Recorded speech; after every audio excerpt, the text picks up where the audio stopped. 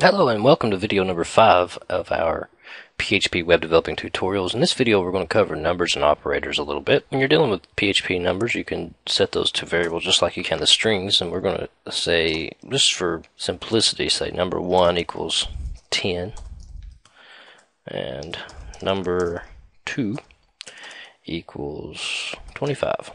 Okay, if you think you can do with that, you can echo those numbers just like you could a string variable.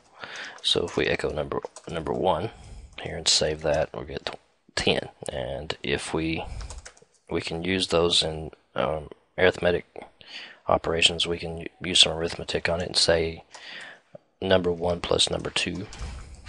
So we can echo number 1 plus number 2, save that, refresh it. Now we have the addition, or 10 plus 25 equals 35. We can use subtraction. We could say number 2 minus number 1, which should give us 15. It does. We can also divide. We can say number 2 divided by number 1, since our number 1 is smaller, just to make it simple. Save that. It gives us 2.5. And we got another. We have another operator we can use. It's called a modulus, and the modulus basically takes the remainder of the number divided by the second number. So number 2 divided by number 1, the modulus of that is going to give us 5, because if we divide number 2 by number 1, we get 25 divided by 10 gives us 2 and the remainder of 5.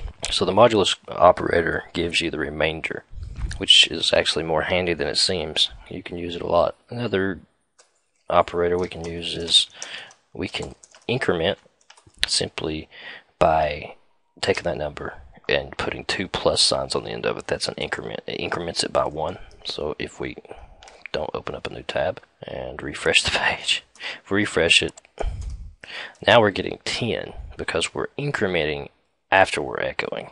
So this is important. We can put the increment before the variable. Save that. Now we get 11. It's important to note the increment can be used before or after the variable. And if we use it, if we want to echo 11, which is the number plus 1, we have to increment it before we give the variable name here. There's also a decrement, which is a negative. That will give us the number minus 1, which is 9. 10 minus 1 is 9. That's the arithmetic operators. For assignment operators, we've already seen one. We've seen we've seen a couple. We've seen the actual assignment operator itself, which is the equal sign, and we've seen the concatenation operator, which was in our string variables where we concatenated using the dot equals.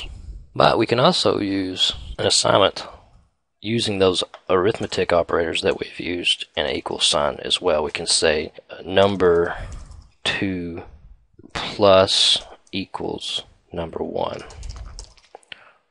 like that, and we'll echo number 2 now. Save that. What's we get? We get 35.